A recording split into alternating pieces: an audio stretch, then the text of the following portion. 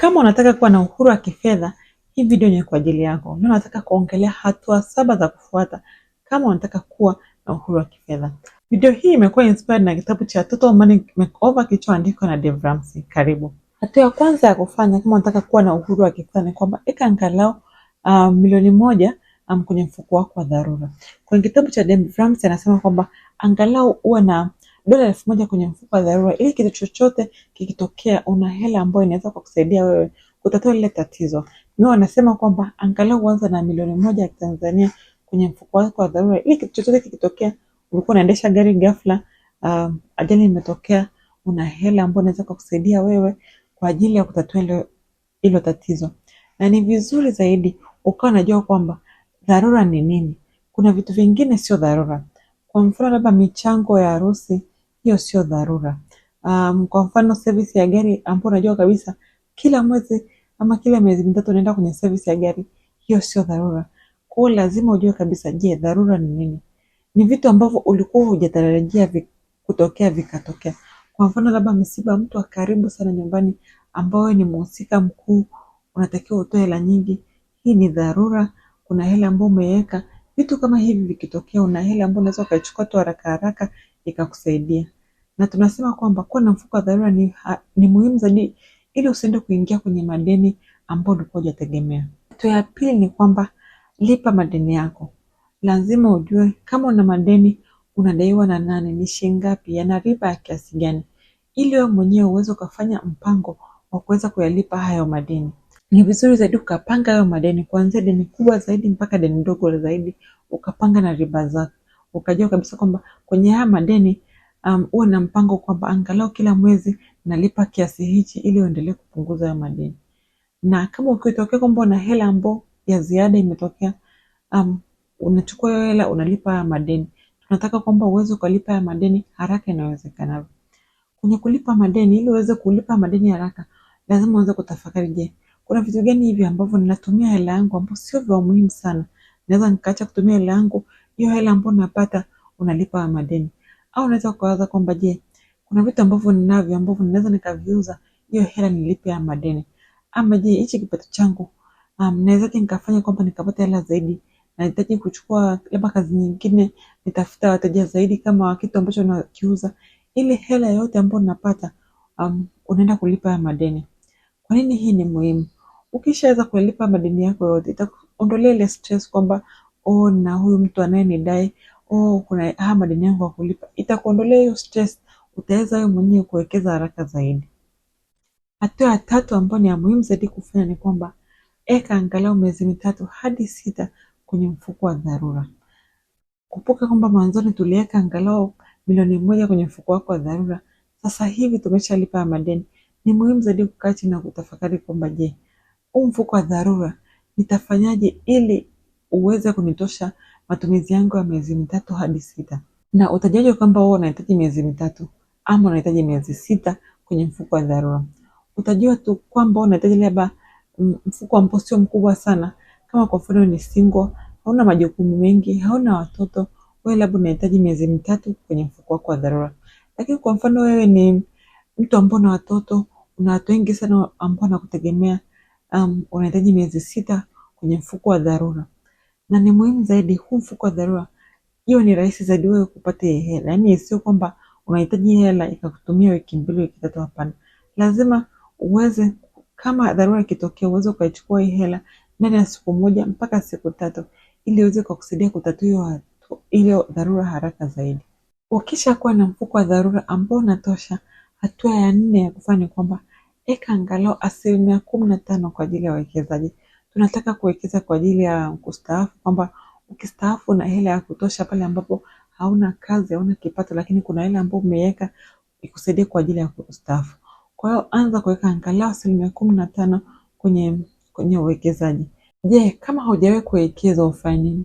Kama hujawahi kuwekeza kabisa, kwamba unaona kwamba 15% ni nyingi sana, unaweza ukaanza tu na asilimia kidogo. Labda unaanza na 5%, 10%, lakini cha zaidi na cha muhimu zaidi ni kwamba uwe na mpango kwamba kuiongeza hela iwe angalau 15% ya mapato yako kwenye uwekezaji. Lazima ujue kwamba ukiwa unawekeza, uwekezaji ni wa muda mrefu na uwe consistent kwamba ukishajiwekea malengo kwamba mimi nataka kuwekeza kiasi fulani, kila mwezi, kila wiki mbili, kila miezi mitatu uendelee kufanya yale ambayo yatakuweka karibu zaidi na ile mipango yako ya uwekezaji. Kuwa consistent kwamba kama ni kila mwezi umesema utakuwa unatoa asilimia 15 ya mapato yako, endelea kutoa asilimia 15. Usiseme kwamba mwezi huu sio nini kilitokea. Hapana, ndio maana tuna mfuko wa dharura, ndio maana tumelipa madeni yetu yote. Hii tuanze sasa kuwa serious kwamba wewe unaweka kwa ajili ya kustaafu. Ukiwa kijana ni rahisi zaidi kwa sababu labda hauna majukumu mengi, lakini pia una muda zaidi wa kukaa. Hata kwamba uwekezaji wako ukiwa umeshuka bei, labda umewekeza kwenye hisa zikashuka bei, bado una muda mzuri zaidi, una muda mrefu zaidi wa kusubiri labda hiyo hisa itapanda. Lakini kama umeshakuwa labda na miaka 50 60, inaweza wewe ikawa vigumu zaidi. Kwa lazima hata labda ya 15 haitoshi, labda unaweka zaidi kwa sababu unajua kabisa kwa ile miaka ambayo nitakuwa sina mapato yote, lazima nina hela ya kutosha kwa ajili ya uwekezaji wangu. Ukishaweza kuweka 15% ya mapato yako kwa ajili ya uwekezaji, kwa ajili ya kustaafu, ni muda mzuri zaidi wa kukaa na kutafakari. Kama una watoto, ni muda mzuri wa kukaa na kutafakari kwamba je, mimi nataka elimu yao iweje? Nataka wao waende chuo gani? Hichi chuo kinaweza kukaa ni shilingi ngapi? Unaanza sasa kuwekeza kwa ajili ya chuo. Hautaki wafike chuo na labda unataka wasome nje ya nchi, hauna hela ya kutosha. Haujapanga vizuri, hauna hela ya kutosha. Kwa hiyo ukishaweza kuwa unaweka 15%, unaanza kutafakari kwamba labda mimi nataka wasome chuo hichi. Je, ili wasome chuo hicho labda baada ya miaka 10 kwa ajili ya kwenda chuo. Je, nitaanza kufanyaje? Nitaanza kuweka kiasi gani kwenye akaunti yao, kwenye uwekezaji wao, ili wakiwa wanafika chuo una hela ya kutosha, haikupi tena stress. Unachukua tu hela ambayo ulikuwa umeweka kwa ajili ya chuo na watoto wako wanaweza kwenda chuo. Kwa hiyo ni muhimu zaidi kuanza kutafakari kwamba mimi nataka watoto wangu wasome chuo hichi. Unawawekea na wao hiyo hela ili wakifika chuo wana hela, wanaweza wakaenda kusoma chuo ambacho wao walikuwa wamepanga ama ambacho wanakipanga ambacho wao wataweza kukimudu. Kisha wawekea watoto wako hela ya kutosha kwa ajili ya chuo, ni muda mzuri zaidi wa kuanza kukaa chini na kutafakari. Kwa mimi nina nyumba, mimi huwa ninalipa shilingi ngapi kwenye nyumba? Nifanye nini ili niweze nikamaliza lile deni langu la nyumba? Kumbuka hatua ya pili ilikuwa ni kulipa madeni yako yote, lakini kwenye hili hatumjumlishi deni la nyumba kwa sababu mara nyingi sana deni la nyumba linakuwa la miaka mingi, labda miaka 15 au miaka 20. Lakini ukishaweza kwamba kila mwezi unaweza ukatoa 15% ya uwekezaji, umeshaweka hela ya kutosha kwa ajili ya watoto wako wa chuo, unaanza sasa kutafakari nilipaje hili deni la nyumba haraka zaidi ili usiwe na mawazo tena ya kuhusu madeni. Kwa unaanza kufanya vyote unavyoweza ili uweze kulipa ile deni lako la nyumba haraka iwezekanavyo. Hautaki kufika kwamba umestaafu na bado una deni la nyumba, hapana. Kwa huu ni muda mzuri na sahihi zaidi wa kuanza kulipa lile deni lako la nyumba haraka zaidi ili uweze kumaliza ile deni. Na hatua ya mwisho na muhimu zaidi ni kwamba endelea kuwekeza. Umeshalipa deni lako, umeshaweka hela ya watoto wako kwa ajili ya chuo. Sasa hivi ni muda mzuri sana wa kuendelea kuwekeza. Kumbuka tulisema kwamba unawekeza angalau 15% ya mapato yako kwa ajili ya kustaafu, lakini sasa hivi umeshamaliza madeni yako yote, endelea kuwekeza. Anza kutafakari kwamba je, mimi kuna vitu gani hivi ambavyo ni vya umuhimu zaidi kwangu, ambavyo kama vitu ambavyo they are close to my heart.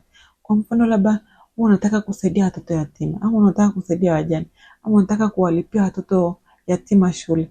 Huu ni muda mzuri wa kukaa chini na kutafakari kwamba ndio bado unaendelea kuwekeza 15% kwa ajili ya uwekezaji, lakini kama una hela kidogo leo baki, unaweza kuanza kutafakari kwamba kama kuna yule mtoto fulani yuko kijijini kwetu anahitaji kusoma, je, naweza nikamlipia kusoma? Kuna watu ambao hawana chakula, naweza nikanunulia chakula.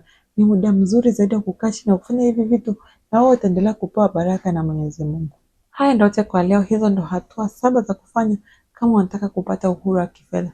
Kama una comment yote unaweza kuongeza hapa chini kwenye comment section. Kama umefurahia video na hujasubscribe kwa channel yangu, tafadhali subscribe. Tutakutana tena wiki ijayo. Kwaheri.